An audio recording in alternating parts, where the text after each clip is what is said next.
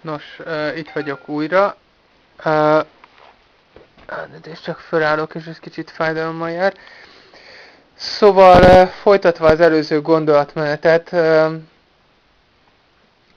hát remélem, hogy azért van egy kis bizalma és hite a főnököknek bennem.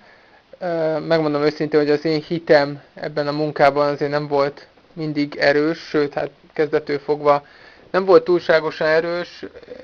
Az én hitem az sokkal inkább a munkával keresett pénzbe van, és a megtakarításban, ami csak az exonos kollégáknak mondom, hiszen ők vannak úgy nagyjából tisztában. Tehát az itteni keresetem az körülbelül az otthonival egyenértékű. Csak hogy tényleg csak összehasonlításképpen, hogy mennyire vicces, hogy ami otthon szerintem egy elég jó keresetnek számít, az itt a minimálbér. Na, csak zárójel bezárva.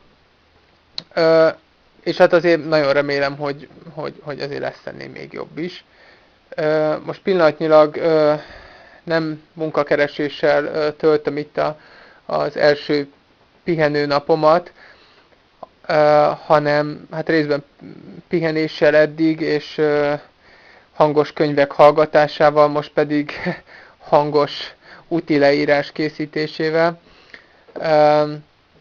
De tulajdonképpen van egy másik, hát ha nagyon nagy pályásan akarnék fogalmazni, hivatalom is, de hát itt arról van csupán szó, hogy néhány helyi üzlet, és elsődlegesen ez a Parti Léggömb bolt és ajándékboltnak a egyik munkatársa, Elán néni, mondhatom így, mert egy idős néni, kezdeményezte azt, hogy amíg nincs munkám, és amikor az egész elkezdődött, akkor még valóban nem is volt ez a pizzás dolog, hogy tél lévén itt egy-két üzletnek szüksége van nagyobb hó esetén egy emberre, aki elhányja a havat az üzlet előtt, meg hátul a parkolókban, meg itt-ott, és tulajdonképpen összesen 5 üzletnek dolgozom ilyen hóhányó munkakörben, ami hát megint csak, hát lehet mondani, ez egy eléggé alantas munka, de ugye minden csak nézőpont kérdése, mert itt azért megint arról van szó, hogy azért körülbelül $30 órabérbe hányja az ember. Hát uszkve 3 óráig ma leesett az eddigi tél legnagyobb hóesése, tehát egy olyan erős 10 centi hó esett tegnap estéről ma reggelre virradóra, és valóban hát azért ez egy nagyon jó kis fizetés kiegészítés. Tehát, hogy ugye az olvasók közül vannak vidéki emberek, vannak fővárosi emberek. Na most a fővárosiak nagy többsége valaki így, valaki úgy, lehet, hogy megszokta, hogy ez a hólapátolás ez nem feltétlenül az ő kötelessége, viszont vidéki embereknél azért nagyon sokszor megesik, hogy ugye az emberek magának ott el kell hányni a havat a portája elől, és tulajdonképpen én sem csinálok nagyon mást, mint ezt, csak nekem ezért fizetnek. Ami tulajdonképpen nem rossz, én általában örülök neki, hogyha ez megtörténik. Na a mai reggel az nem volt kimondottan ilyen.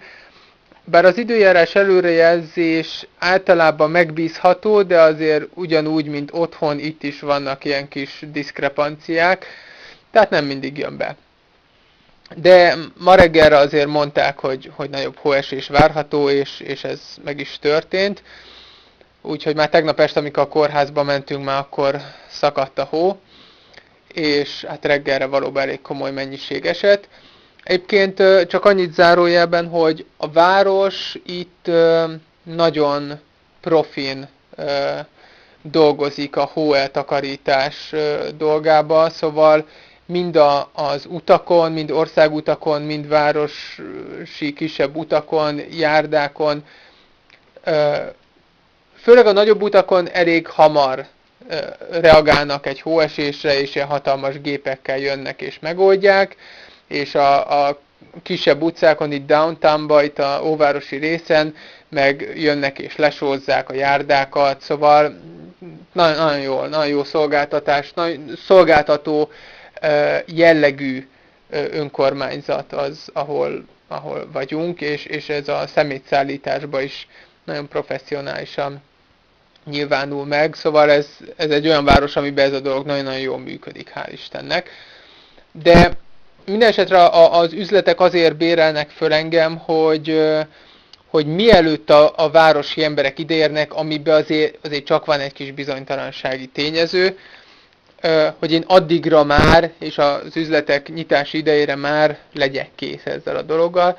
Tehát most értelemszerűen, ezt már tegnap este tudtuk, hogy én ezt ma reggel nem fogom tudni teljesíteni, úgyhogy most a Pandi segített ki engem ebbe a dologba, és hát majd tartozom is neki egy valamivel, egy sörrel, vagy egy téli csizmával adott esetben. Szóval ez a másik dolog, amit most pillanatnyilag csinálok. Korábban elkezdtem egy ilyen internetmarketinges dologgal is foglalkozni, ezzel egy kicsit elfogyott a türelmem, és úgy tűnik, hogy azért abból nagyon pénzt nem lehet csinálni rövid távon, vagy legalábbis én feladtam. De szóval körülbelül ezek a dolgok öveznek most bennünket, így az itt létünk 4. havában, vagy azt már be is töltve, és hát azért ezek részben az anyagiakról szólnak, részben arról, hogy mi itt ketten hogyan tudunk egymást segítve, egymást kiegészítve létezni és együttműködni, és hát persze tényleg nagy mértékben arról is, hogy a megtakarításainkat szépen lassan el tudjuk kezdeni, növelni, vagy egyáltalán teret adni ezeknek, és az mondjuk tényleg jó érzés, hogy most lesz az első olyan fizetési időszakunk, amikor a Panni úgy kap fizetést, hogy még van azért pár $100 a számlánkon, és azért ez mindenképpen azt mondatja velünk, és elnézést, hogy ilyen sokat anyagiaskodom, de szóval azért ez is egy nagyon lényeges vetülete itt a kinti életünknek, és tényleg most azért pillanatnyilag azt látjuk, hogy azért szépen lassan alakulnak ki a dolgaink, és simulnak a ráncok rólunk. Persze hozzáteszem, hogy egy-egy ilyen baleset, mint ami most engem is ért a minap, azért nem könnyíti meg a helyzetünket egyáltalán, és valóban ma a Pannival együtt 6-kor keltünk, 3 órát havat lapátoltunk, utána bekaszíroztuk ezért a pénzt, ő utána ment dolgozni a családhoz, és én meg itt most pihenkéztem itthon. Szóval nem könnyű az élet, és ahogy tényleg mondani szokták, itt sincs kolbászból a kerítés, vagy pizzából a kerítés, de azért bízunk benne, hogy szépen lassan beindul a